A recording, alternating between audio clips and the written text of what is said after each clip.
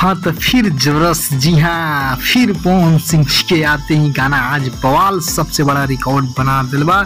जो ई दोनों सावन बोलबम गीत भोजपुरी ना पूरे विश्व पूरे इंडिया के साथ साथ सबके दीवाना कैले बा। और ऐसा परफॉर्म वीडियो एक सबसे बड़े ऐतिहासिक परफॉर्म साबित कर दिलवा, वो भी एक ना दोनों लगातार। जी हाँ, दोनों में अलग ढंग के कोरियोग्राफ, अलग ढंग के लोकेशन, अलग शूट, जो की सब कुछ सबके दीवाना कैल बा और सभी विरोधी के हैरान कर दिलवा। यहाँ तक भोजपुरी छोड़ बॉलीवुड में भी सभी लोग हैरान बा। ये इतना बड़ा प्रोजेक्ट अलग हट के अलग सब कुछ कोरियोग्राफ डिजाइन पवन सिंह जी बाने ऐसा जो लगातार लेके आता और सभी धमाका रिकॉर्ड तोड़ साबित होता। जी हाँ, ये पर फिर सलमान खान ढेर सारा बयान, ढेर सारा खुलासा कैल बने, बधाई दे के। जी हाँ, तो आप लोग सारा जानकारी पास डिटेल साथ आखिर दोनों गाना कितना रिकॉर्ड बनौले बा और ये रिकॉर्ड के तरह खुलासा भाई भोजपुरी करी सारा ऑल जानम डिटेल्स। बस पूरा वीडियो अंत तक देखी।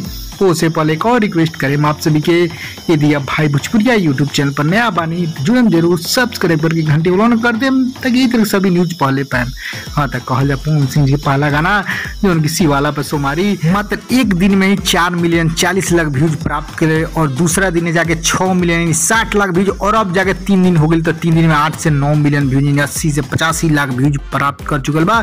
लाइक के बात के जो लाइक 2 लाख से ज्यादा कमेंट लाइक और कमेंट 60,000 से ज्यादा गिरल अब तक 3 दिन में। जी हाँ, और दूसरा जो आज रिलीज हुए गौरा रूसा जन ई और हिट बा, गाना के बोल और हिट साबित कैले बा, सबके हैरान कैले बा, जो सबके दीवाना कैले बा। जो की मात्र 8-9 घंटा 1 मिलियन व्यूज भी कोटा पूरा कर बहुत ऑफिशियल पोस्टर भी आल बा और 1 मिलियन में 75,000 लाइक और कमेंट 23-25 हजार। जी हाँ, ये और बेहतरीन बड़ा रिकॉर्ड बा लगातार। जी हाँ, तो सबसे हिट रिकॉर्ड ई बा कि लगातार कोई भी प्रोजेक्ट आता सभी हिट सबसे बवाल साबित हो, एको फ्लॉप नहीं के साबित हो। पवन सिंह के अब खूबी हो गल बा, खासियत हो गल बा, सारा बॉलीवुड में चर्चा के विषय बन चुकल। पवन सिंह ऐसा स्टार बना कि लगातार धमाका जारी रिकॉर्ड तोड़ करता ना। जी हाँ, तो सलमान खान कांग्रेचुलेसन देख के ढेर सारा बधाई देने और पवन सिंह जी बहुत मिले वाले ने अगला प्रोजेक्ट ला। और पवन सिंह ऐसे तो आगे बने जो अपन फिल्म के शूटिंग कर मुंबई नहीं खाना था को प्रोजेक्ट पर काम हुई और बॉलीवुड गाना जो पवन सिंह रिलीज सावन बाद ही रिलीज हुई, कहीं साउंड सेशन चलता हुआ बॉलीवुड गाना रिलीज ना हुई